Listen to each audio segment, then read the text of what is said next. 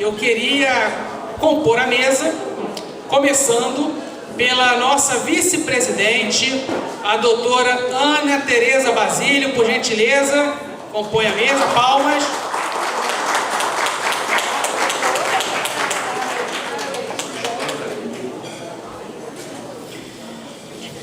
Agora, vou pedir para compor a mesa a doutora Ivone Caetano, diretora de Igualdade Racial, desembargadora aposentada e membro da Comissão de Ciências Políticas e Economia da Seccional. Por favor, doutora Ivone. Vou convidar também para compor a mesa o desembargador federal André Fontes, ex-presidente da RF 2ª Região e também membro consultor da Comissão de Ciências Políticas e Economia da UB Rio de Janeiro. Chamarei ao púlpito o palestrante de hoje, o professor Léo da Silva Alves. Por favor, professor, venha ao púlpito e arrase no evento de hoje. Palmas, por favor. Sei que jantaram às pressas. A pressa é inimiga da refeição.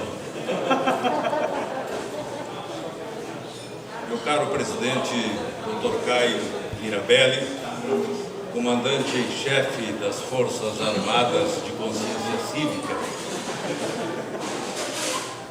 senhor desembargador federal André Fontes, senhora desembargadora Ivone Caetano,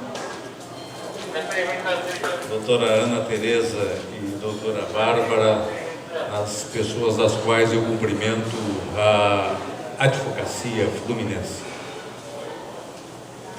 Senhoras, senhores, eu faço uma autoapresentação que dividirei em 3 capítulos muito bem delineados. Primeiro, sou essencialmente advogado. Segundo, tenho algumas ideias, aceitas ou não, mas ideias não são metais que se fundem. Terceiro, não me relaciono com bandidos. Eu creio que isto basta para me autorizar a vir e ficar em pé na presença desta seleta plateia. Era o ano de 1958. Adhemar de Barros disputava com Carvalho Pinto o governo do estado de São Paulo. Adhemar de Barros, desembargador, era um grande especialista em habeas corpus. Ele consumia diariamente vários copos de 102. Eu não sei se aqui no Rio sabem, mas 102 são 2 garrafas de 51. Um dia, Adhemar de Barros foi a um comício numa cidade no interior de São Paulo, devidamente lubrificado, havia consumido a sua cota normal e extraordinária de copos e chegou àquele local onde uma multidão o recebeu aos gritos.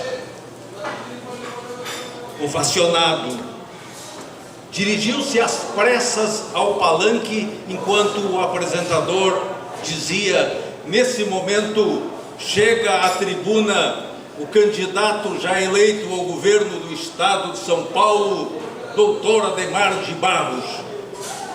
E ele, sob aplausos, apressou o passo, subiu rapidamente 3 improvisados degraus de madeira e tropeçou. Tropeçou no fio do microfone e caiu por inteiro e bateu com a boca no chão. Erguido por alguém, arrebatou de pronto o microfone das mãos do apresentador e disse: povo desta cidade, cujo solo eu beijo com emoção.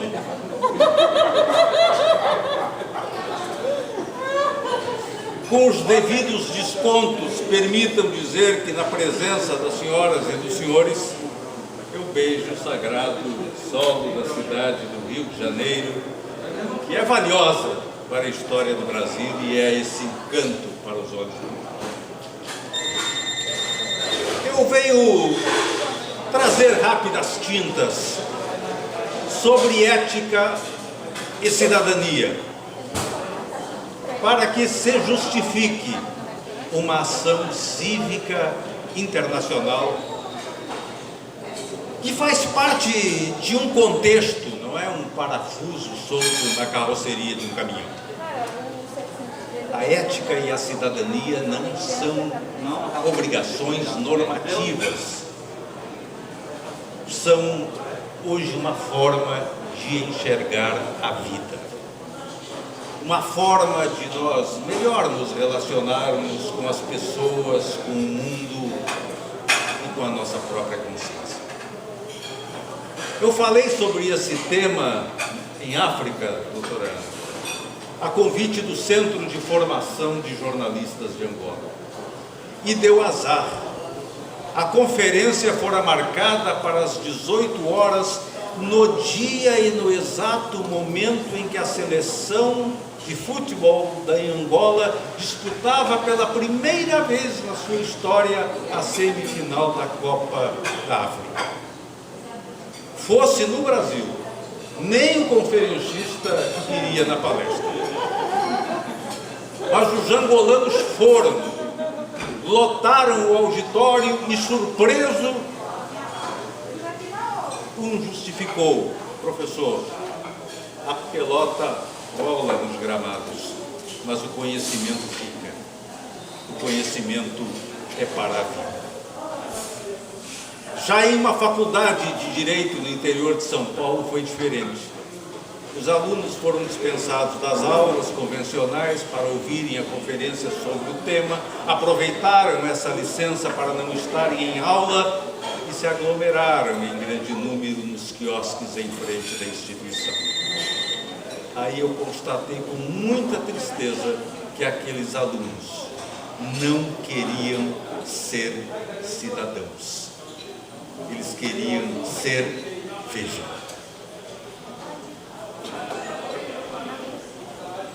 É nessa linha de ter um produto a oferecer, mais do que um discurso, eu passo a abordar o tema e começo com a seguinte constatação. Os nossos ancestrais passaram pelo mundo sem perceber grandes transformações, não é verdade? As pessoas vinham, cumpriam a sua missão terrena e partiam, deixando o mundo praticamente igual àquele mundo que encontraram. Mas nós, em regra, temos o privilégio de pertencermos a uma geração que conheceu mudanças, grandes mudanças, verdadeiras revoluções. Posso dizer que do dia em que eu nasci até o dia de hoje, o mundo evoluiu mais do que todas as transformações ocorridas do Império Romano até o dia do meu nascimento. Já pararam para pensar como era a advocacia nos anos 1970? Aliás, eu acho risível quando alguém diz: já pararam para pensar? Por que parar? Será que não se pode pensar andando? Isso é uma coisa que me intriga. Mas, ora bem, no início da minha carreira, o advogado precisava de duas coisas para bem se instalar num escritório de advocacia. Precisava da coleção de 60 volumes de Pontes de Miranda. O cliente olhava e ficava impressionado: esse homem leu tudo. E depois uma máquina de escrever nova. Muitos aqui certamente não têm e nunca terão o diploma que eu tenho, que é o diploma de datilografia. Eu tinha uma máquina manual, a máquina elétrica entrou no meu escritório tempos depois, e a máquina eletrônica eu conheci em Brasília quando fui trabalhar junto à Assembleia Nacional Constituinte em 1967. a Constituição de 88 foi feita por máquina de escrever. Tinha uma tecla que acionava um carro, que dava uma marcha ré e permitia apagar uma linha. Eu mostrava aquilo aos curiosos, era formidável, eu errava de propósito e as pessoas ficavam encantadas com aquela modernidade. Eu lembro de um episódio com um advogado apressado que chegou um dia no fórum, mais ou menos 15 para as 6 da tarde, o cartório fechava às 6. O advogado pediu para ver os autos e percebeu que às 18 horas encerrava o prazo peremptório. E ele precisava dizer alguma coisa nos autos para que aquilo não fosse ao arquivo. Desesperado, correu na sala da OAB, que já existia no fórum, colocou o papel no rolo da máquina de escrever e datilografou às pressas a petição ao magistrado. Mas, naquela pressa, errou, desembargador. Errou um momento. E aí, como é que se apagava? Havia duas formas. Uma, que era mais, digamos, a mais eficiente. Uma borracha, uma lambida e passava em cima. Mas o advogado às pressas, o advogado nervoso, errou no excesso de saliva e errou na pressão e furou o papel. E agora não dava tempo para fazer tudo de novo, ele chegou correndo, faltava 1 minuto para fechar o cartório, a escrivã puxava o papel e ele puxava de volta e dizia, falta uma coisa, e a moça puxava e ele puxava, enquanto ela arrastava a folha e ele ia escrevendo com a caneta em tempo, e colocou ainda, em tempo, no buraco, leia-se Vossa Excelência. Assim era a advocacia dos anos 1960. Como lhes disse, nas últimas décadas o mundo experimentou transformações maiores do que a humanidade viu desde o início da era cristã. Na minha infância era usual a viagem a cavalo ou em veículos que tinham dificuldade para percorrer estradas que nem existiam. Meu avô transportava mercadorias de carreta de bois. Hoje eu vinha ao Rio de Janeiro voando na velocidade da bala de um fuzil. Os garotos brincavam de estilingue, ou seja, de matar pássaros que enfeitavam as praças e jardins. Era brincadeira de criança. E por acaso alguém achava isso anormal? Eu pelo menos tenho a consciência hoje muito tranquila, porque eu nunca matei um passarinho. Bem que tentei, mas a pontaria era horrível, que hoje me conforta. O mundo mudou.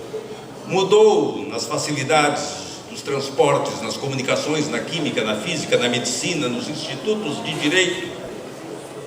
E embora falte muito, avançou aqui e acolá no exercício da cidadania de fato plena, republicana e universal. Muitos não sabem a luta que foi a implantação do divórcio no Brasil. Foram praticamente 30 anos de debates no parlamento e na sociedade. Quando a igreja se mobilizou em 1977 contra o divórcio, esse então estudante de direito se rebelou. Eu dizia, a emenda é na Constituição, não é na Bíblia. Deixem que o parlamento decida. A negação aos golpes de Estado, às ditaduras. Durante décadas a figura do ditador era, digamos, normal. Países da América do Sul, da América Central eram governados por ditadores. O Brasil de 1930 a 1980 teve quase 50 anos de ditadura e menos de 15 de uma frágil democracia. Hoje as ditaduras são coisas exóticas. O que levou a ONU a declarar que a democracia é direito humano fundamental e está descrita como sendo a expressão da livre vontade do povo. A ONU não disse que é a expressão do marketing, a ONU não falou que é a expressão do dinheiro, a ONU não disse que é a expressão do mercado internacional de armas, a ONU não disse que é a expressão da indústria farmacêutica, não disse que é a expressão dos conglomerados internacionais com a força do lobby, não. A ONU disse que a democracia é a expressão da vontade livre do povo.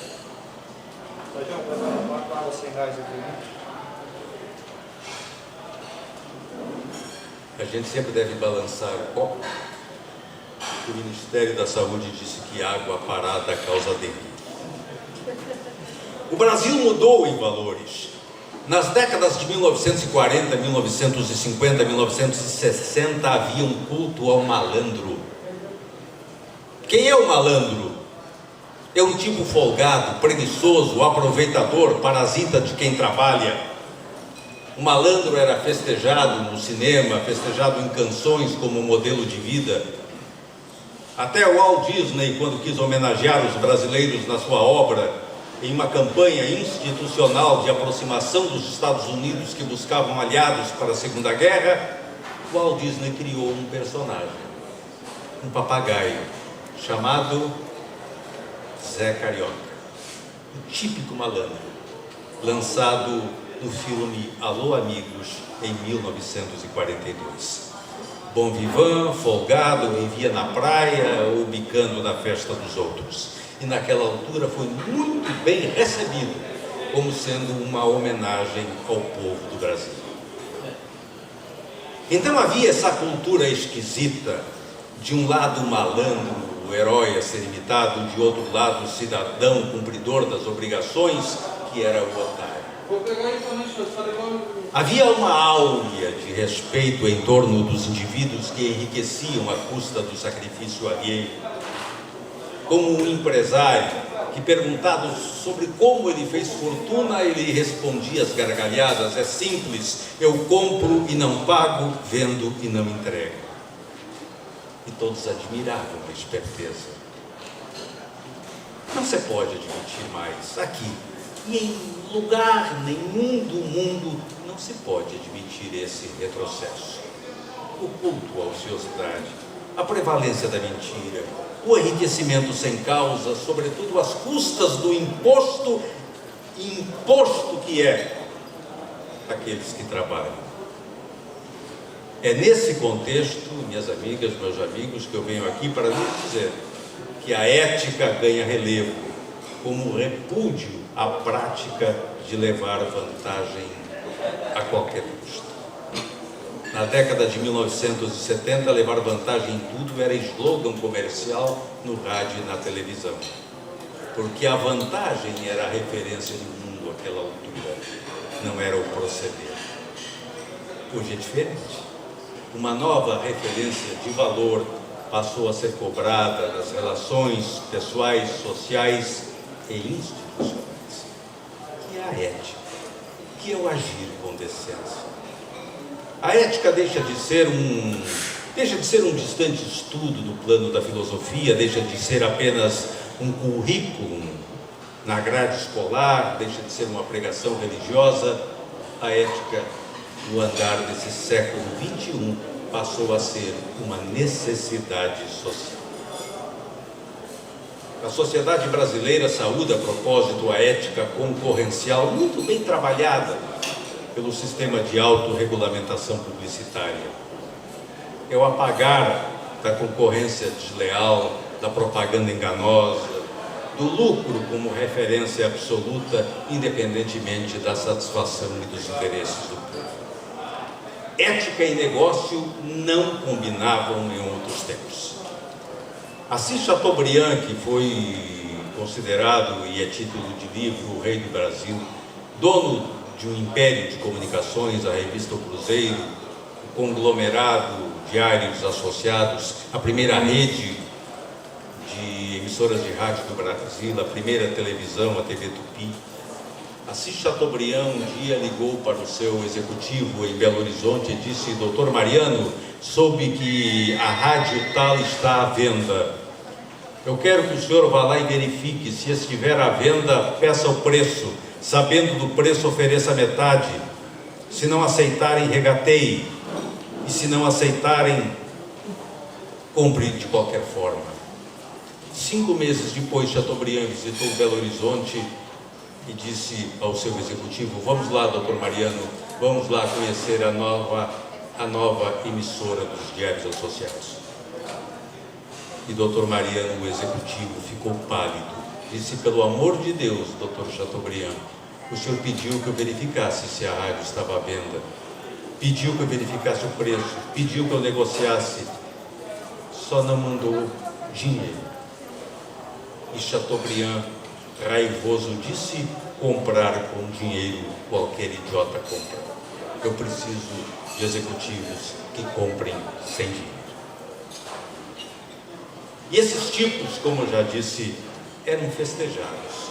Com respeito e admiração na sociedade, eles eram a referência de uma época. E a ética, enfim, chegou palidamente à política. Devagar, devagar, devagarinho, para plagiar o filósofo de uma ilha grega chamada Xerém, Zeca Pagodinho. Devagar, devagar, devagarinho, a sociedade cobra dos seus representantes uma postura compatível com as elevadas responsabilidades do mandato. Não podemos deixar que o mundo retroceda. Hoje exige-se ética nas profissões, ética no esporte, ética na diplomacia. Nos escombros da guerra, na estupidez das armas, também são encontrados limitadores éticos. Até nas organizações criminosas há uma consciência ética. Da máfia siciliana ao famigerado primeiro comando da capital, o PCC, São Paulo, há informalmente códigos de ética.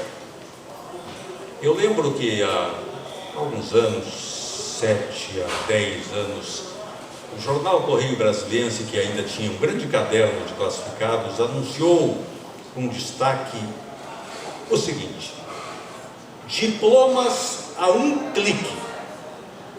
O texto dizia: chegou a sua hora de vencer na vida, chegou a sua hora de conseguir um melhor emprego. Vendemos diplomas 100% confiáveis, sujeitos à conferência. Um diretor do jornal achou estranho, avisou a polícia que, com autorização judicial, passou a monitorar os contatos. E aí se descobriu que era verdade. Então eu ligava para o anunciante, escolhia o diploma, passava os meus dados pessoais e ele dizia o seguinte: anote esse telefone. Daqui a 5 dias o senhor ligue para o Ministério da Educação nesse número. Procure a doutora fulana. Passe o seu código ou o seu CPF. E ela poderá lhe confirmar ou não se o diploma está registrado. E só com essa garantia o senhor então poderá fazer o pagamento e receberá o seu diploma em casa. E era verdade. A pessoa ligava para um número e alguém supostamente que trabalhava no Ministério da Educação atendia como uma funcionária, conferia os dados e atestava a autenticidade do documento. Mas o interessante, desembargador, é o seguinte: é que na gravação que eu ouvi, na gravação, o vendedor dizia o seguinte ao seu cliente: se você nunca fez um curativo, não compre diploma de médico. Se nunca viu como é que se faz um muro, não compre um diploma de engenheiro. Se não sabe escrever um bilhete, não compre um diploma de jornalista. Eu lhe recomendo que escolha um diploma numa área com a qual tenha um mínimo de familiaridade. Isso eu lhe recomendo, sinceramente, por uma questão de ética, dizia o bandido.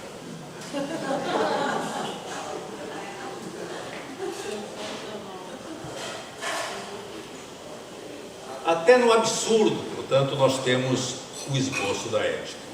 Lembro que um condenado à morte nos Estados Unidos ficou 19 anos no corredor. Envelheceu, ficou cego, contraiu diabetes, ficou hipertenso. No dia que o carcereiro anunciou a data da execução, o prisioneiro infartou. Foi levado a um hospital para receber toda a assistência que a moderna ciência médica podia oferecer.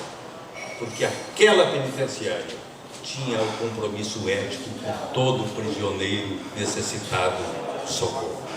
Só deixou o hospital quando ganhou condições clínicas para voltar ao presídio e ser executado. Na Revolução Popular no Egito, na primavera,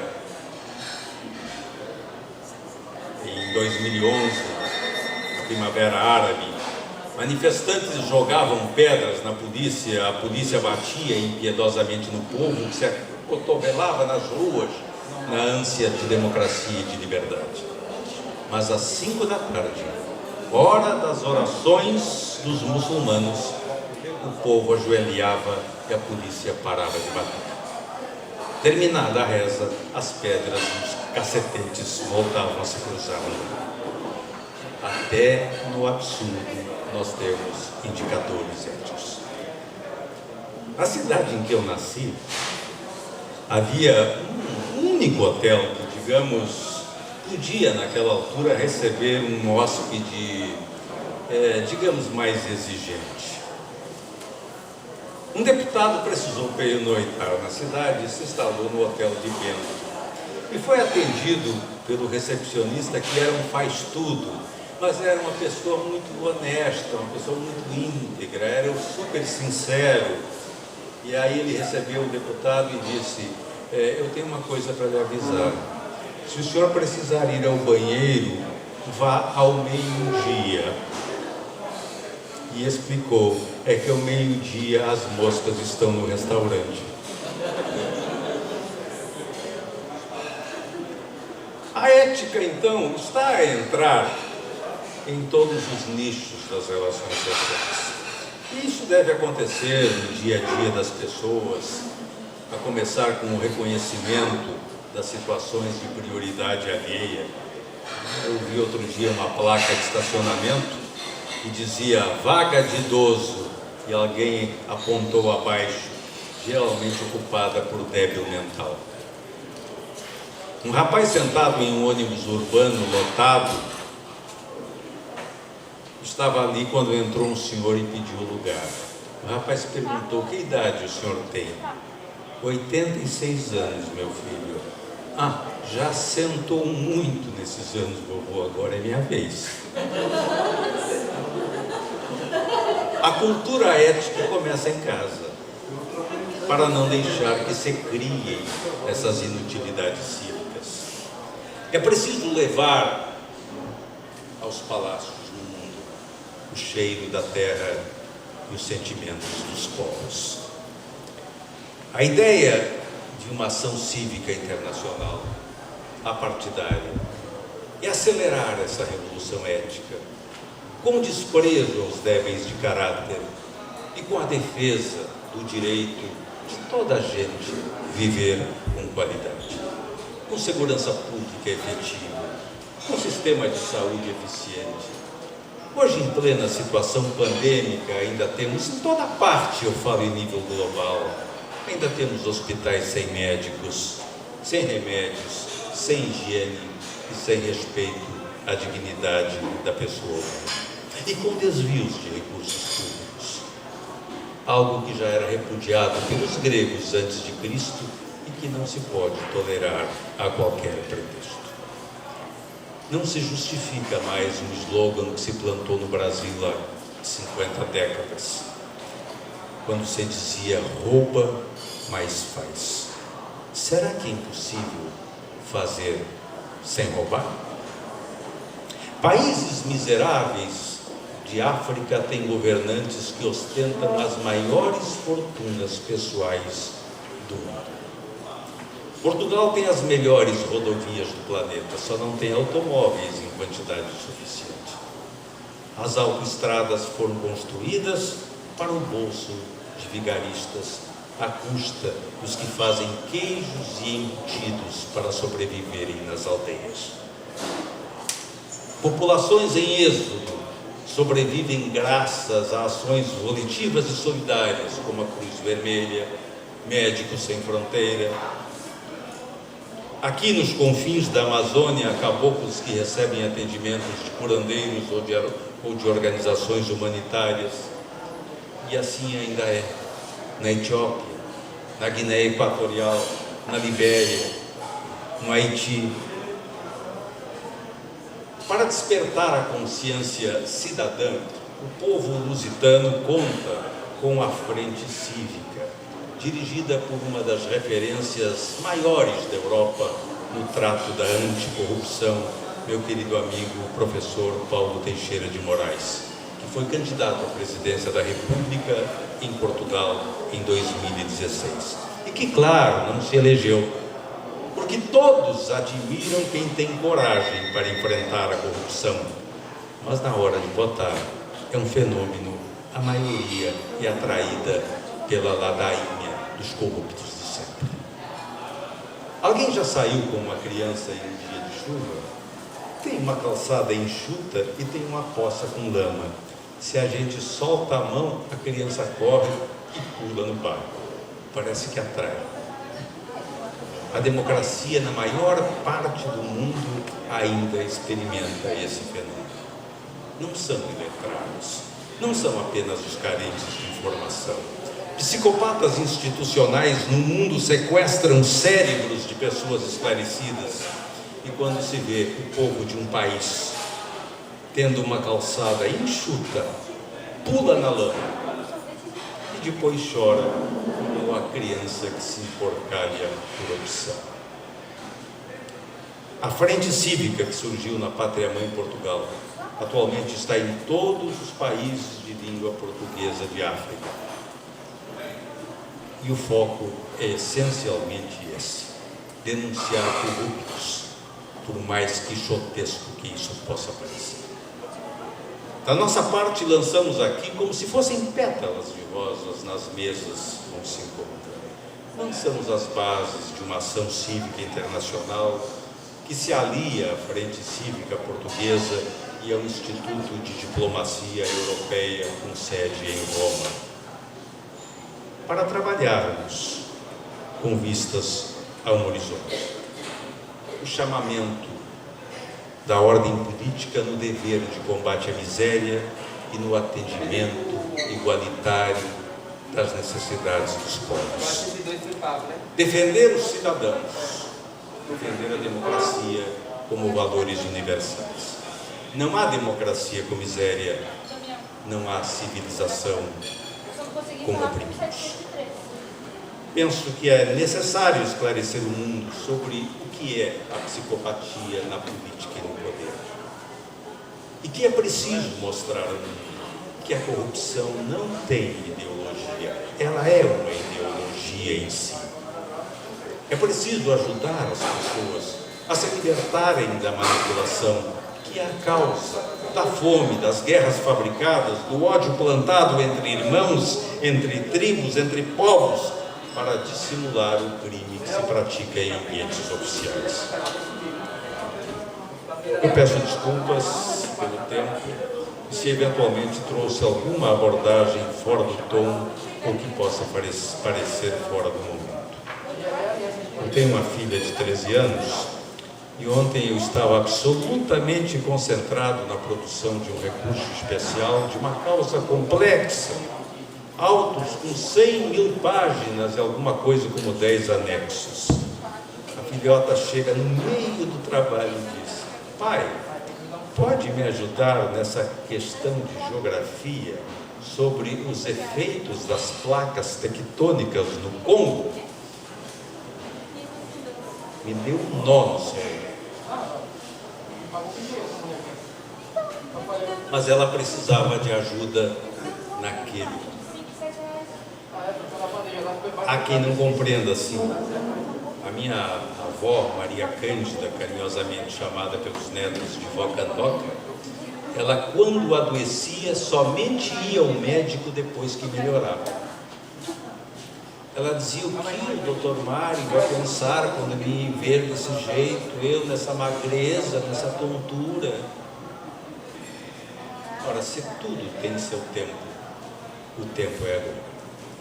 O mundo está tonto, anestesiado, fraco, com 1 bilhão de criaturas debilitadas, porque a cidadania não é plena, porque a ética, que pauta já vários espaços, não entrou inteiramente na política.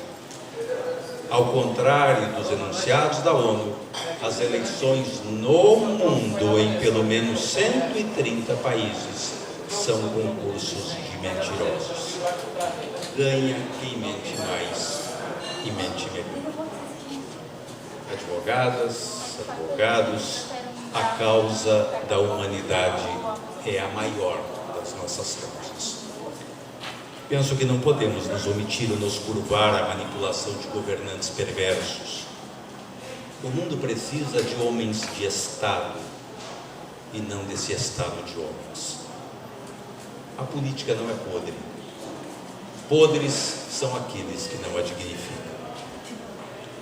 Nós temos de explicar com a paciência de professor de escola fundamental que há pelo menos 130 falsas democracias dominadas por psicopatas institucionais, por cérebros de minhoca formados na escola da hipocrisia e do sorriso falso.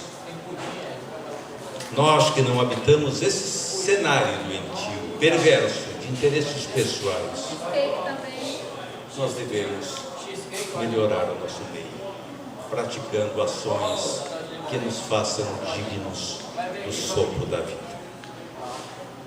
Não nos deslumbremos com conquistas eventuais, influências que porventura venhamos a ter com cargos exercidos, seja qual for o título, porque tudo passa. Seria bom que os plantonistas de poder no mundo também soubessem que o poder passa. O poder não é como o sol que vai embora, mas deixa certeza de retornar no próximo amanhecer.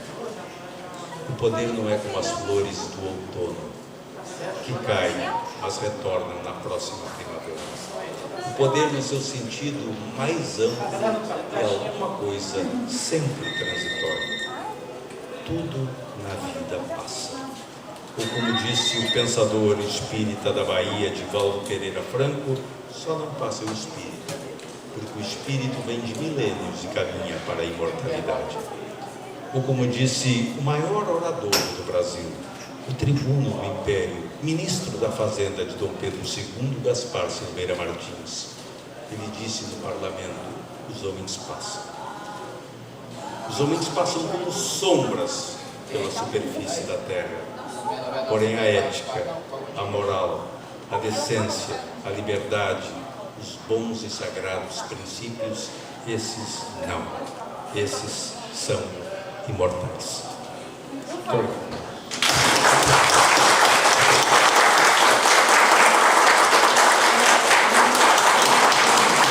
Bom, depois de uma palestra assim, aula de história mundial, brasileira, sociologia, psicologia, psicanálise, não tenho nem o que comentar, só preciso dizer que é uma honra estar presente nesse evento depois de uma grande apresentação fantástica como essa. Então estamos caminhando para o final do evento, mas eu não poderia encerrar o evento sem dar a palavra para a nossa vice-presidente, doutora Ana Tereza Basílio, convidada desse evento aqui sensacional. Doutora Ana, a palavra está contigo. Muito obrigada, querido presidente Caio Mirabelli. Muito obrigada, professor Léo da Silva Alves, pela belíssima palestra. Estou encantada com a sua fala. Queria aproveitar e fazer um convite para que também palestre na sede da OAB do Rio de Janeiro. Vai ser uma grande honra. E queria dizer que aqui nesta mesa, professor Léo da Silva Alves, nós temos uma pessoa que simboliza tudo aquilo, todos aqueles valores que foram enaltecidos na sua manifestação. Nós temos um símbolo disso tudo, que se chama Ivone Ferreira Caetano.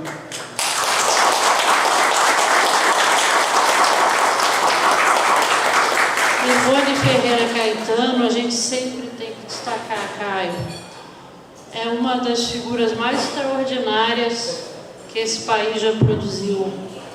A primeira mulher negra a ser desembargadora do Tribunal de Justiça do Rio de Janeiro, diretora de Igualdade Social da OAB do Rio de Janeiro, e um exemplo para todos nós, um exemplo de ética, um exemplo de luta, um exemplo de dignidade, um exemplo de correção. Ela vai me dar um cascudo daqui a pouco, porque ela sempre fica brava comigo quando eu falo dela.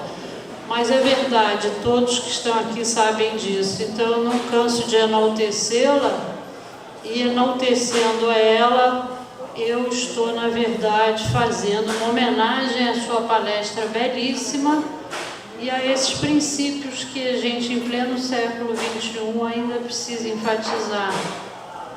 Também queria fazer uma saudação ao querido desembargador André Ricardo Cusfontes, ex-presidente do Tribunal Regional Federal do Rio de Janeiro, que também, em toda a sua história, sempre seguiu incansavelmente esses mesmos princípios. E queria dizer aqui que é com muita admiração que a gente faz questão de comparecer a todos os eventos dessa comissão maravilhosa, liderada pelo Caio Mirabelli, que trouxe para a OAB esse tipo de debate fundamental para a gente ter um Estado e um país melhor. Então, eu queria aqui fazer essa saudação ao querido Caio Mirabelli, a dizer ao professor Léo da Silva Alves que foi uma honra inigualável poder ter a possibilidade de assistir uma palestra tão erudita, tão importante e sobre um tema tão caro a todos nós. Muito obrigada.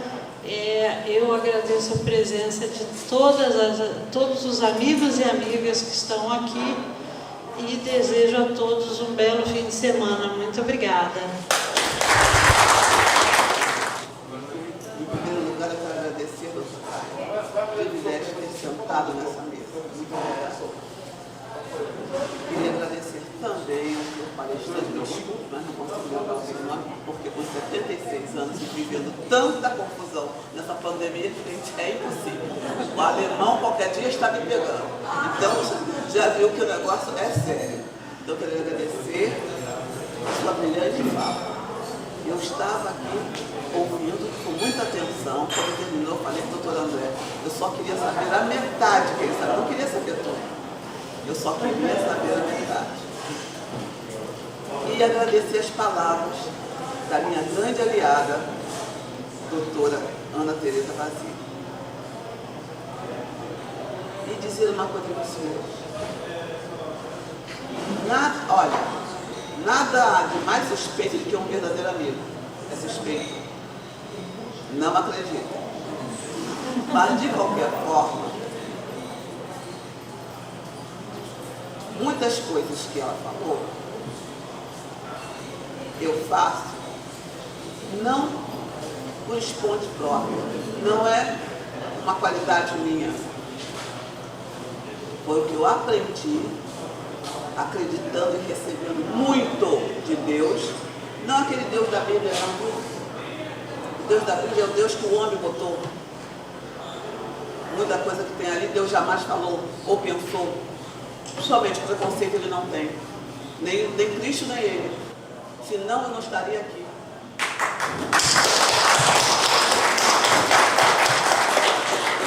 Mas eu tenho que agradecer muito a ele. Primeira coisa, não só toda a minha trajetória, eu tenho certeza que tão somente o meu talento é o que ele quer, é o que ele deseja, mas de me fazer nascer negra. Porque se eu não fosse negro, eu agora era um verdadeiro tomate, um verdadeiro pimentão. Mas eu não avermelho. O rosto queima, comicha, mas eu não avermelho. Então eu tenho que agradecer a Deus também nisto. Muito obrigada por tudo, senhores. Muito obrigada por ter me ouvido meus cochichos, porque eu fiquei reclamando disso aqui. Muito obrigada.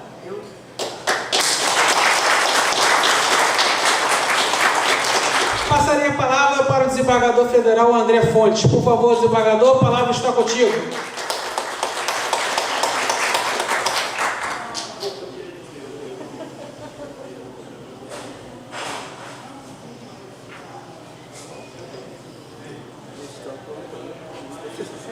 Eu gostaria inicialmente de parabenizar o Dr. Léo da Silva Alves e dizer que realmente a desembargadora Ivone Ferreira Caetano e eu comentávamos aqui em cochicho uma verdadeira conversa paralela à grandeza e à profundidade das suas palavras.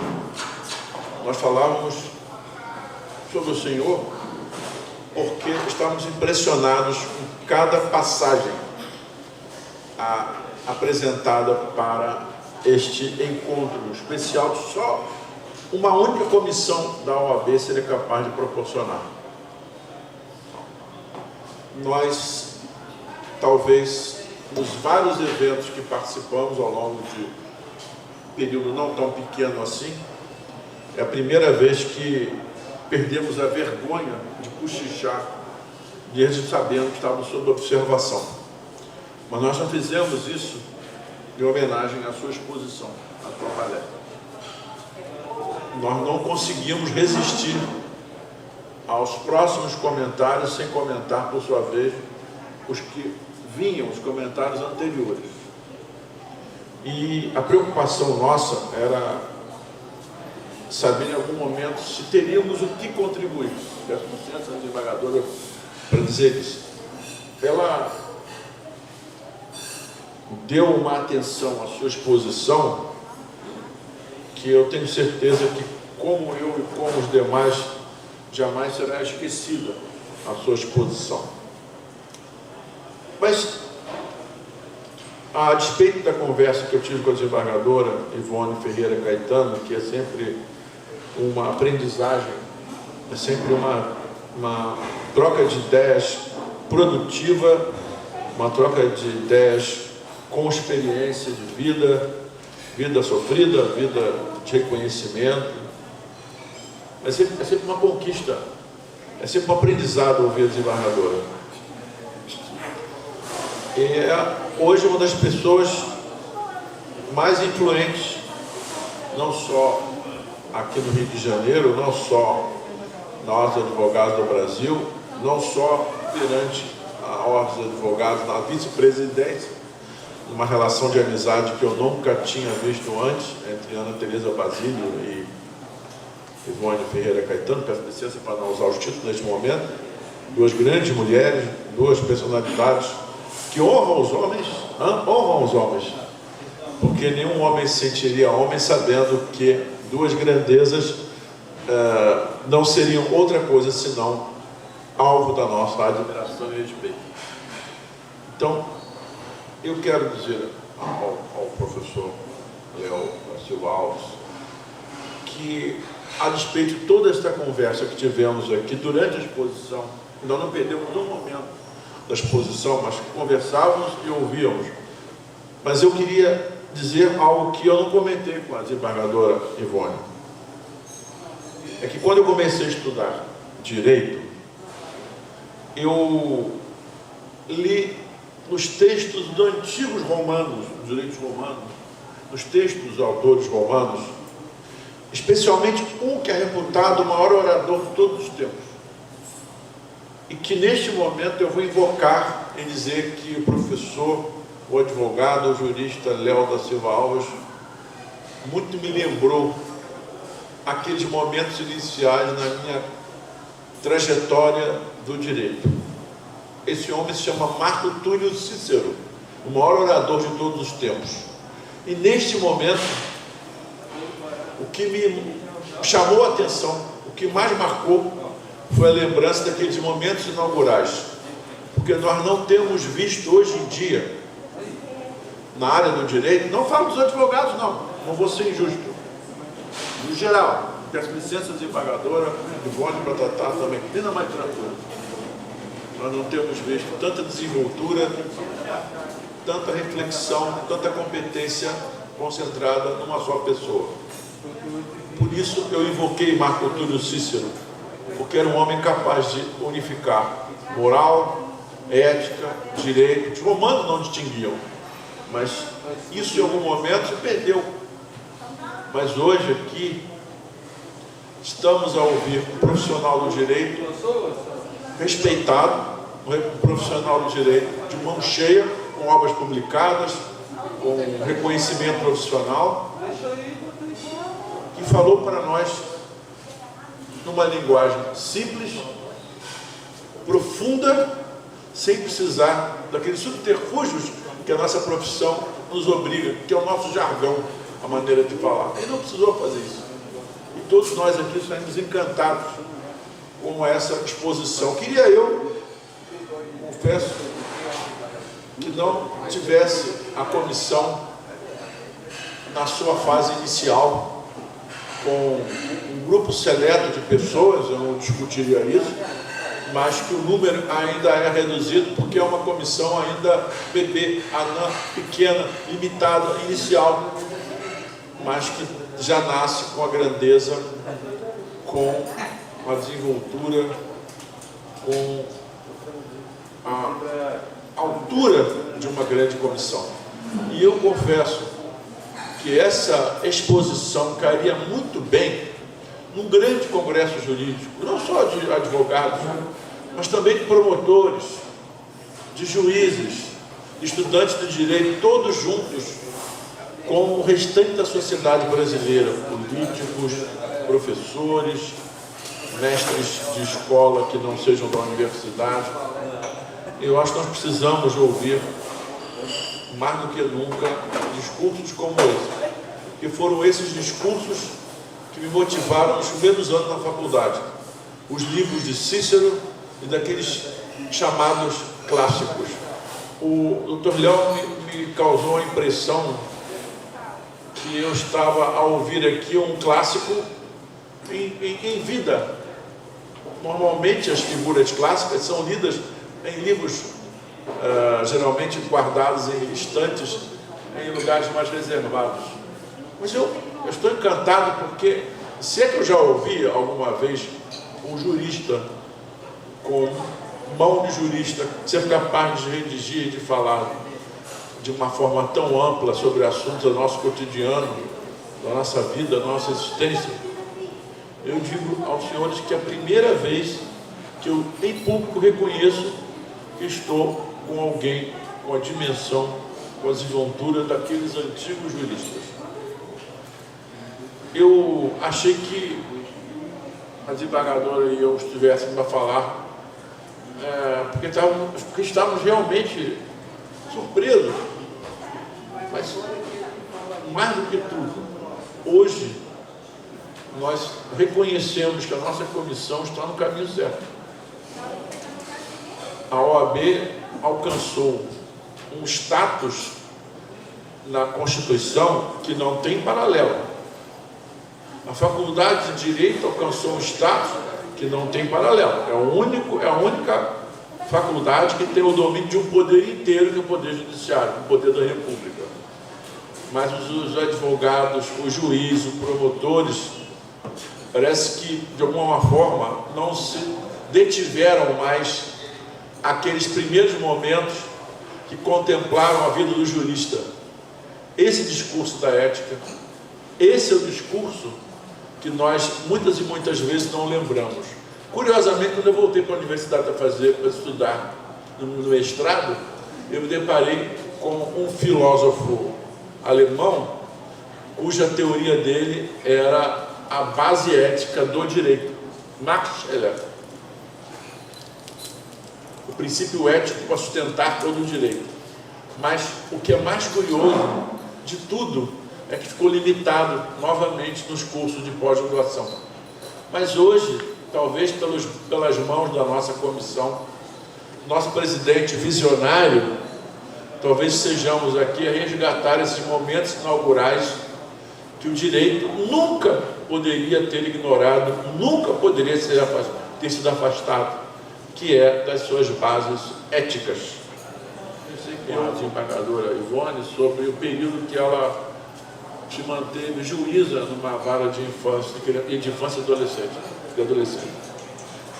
Infância e juventude, desculpa. Infância e juventude era na época. E ela dava uns exemplos aqui de problemas e em momento algum ela invocou um artigo de lei. Ela não citou um artigo de lei como Vossa Excelência fez. Ela não citou um artigo de lei como advogado para as mães. Ela invocou ética. Em todo o discurso dela ali à mesa, ela o tempo inteiro, quem estava presente deve se lembrar, ela invocou ética, cobrou isso, ética das mães, dos pais e dos jovens. E depois, pelo que o marido acabou de chamar a atenção, que eu saúdo novamente, sempre que eu procuro perguntar como é que estão as coisas, que eu sei que ele é uma espécie de concentrador, diria assim, do sentimento. Se ele estiver assim com o equilíbrio mais realçado, eu sei que eu posso falar com mais tranquilidade. E ele disse assim, aí eu encontrei um desses jovens, olha só, num evento em outra cidade, e ele disse, a senhora salvou minha vida. Eu tenho emprego, eu tenho família, eu tenho filhos. Ele também não invocou o aspecto jurídico. Ele invocou a mesma retidão ética, a mesma conduta ética que a desembargadora imprimiu. E foi a lembrança que o senhor Maurício chamou a atenção. Por essa razão, eu acho que nós estamos no caminho certo com a nossa comissão. E acho que hoje o guia, o nosso orientador, e talvez a personalidade que vai marcar a comissão, seja o nosso expositor. Que ele possa, pela comissão, ou pela OAB, ou por tudo mais, dar um novo rumo aos trabalhos. Mas agora, com novos integrantes, em reconhecimento ao trabalho que ele fez. Porque eu tenho plena convicção de que na nossa comissão ele já não mais sairá desse caminho de condutor do nosso trabalho, ao menos do nosso pensamento, das nossas ideias.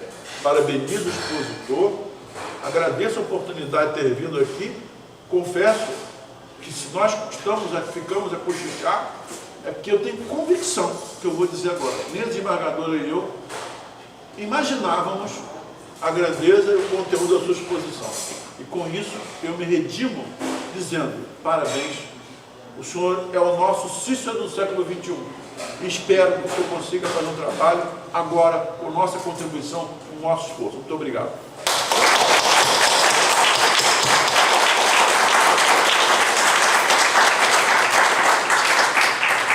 E finalizando o evento, preciso também pedir palmas para os integrantes da comissão, que o doutor Léo da Silva Alves faz parte, o doutor Ivone faz parte, o desembargador André Fontes faz parte. Uma salva de palmas para a doutora Flávia Quintanilha, da comissão, doutora Bruna Leone, doutora Miriam Beatriz, Rafael, que é o nosso piloto de avião, nós temos um piloto de avião na comissão, doutora Kátia Rubenstein, doutora Bárbara Ives, que eu vou aprender a falar sobre o nome dela, Ives, doutor Tiago César, doutor Carlos, doutor Augusto César, doutor Francisco Sancler. Encerro o evento, gratidão a todos pela participação, Deus abençoe a todos e uma excelente noite.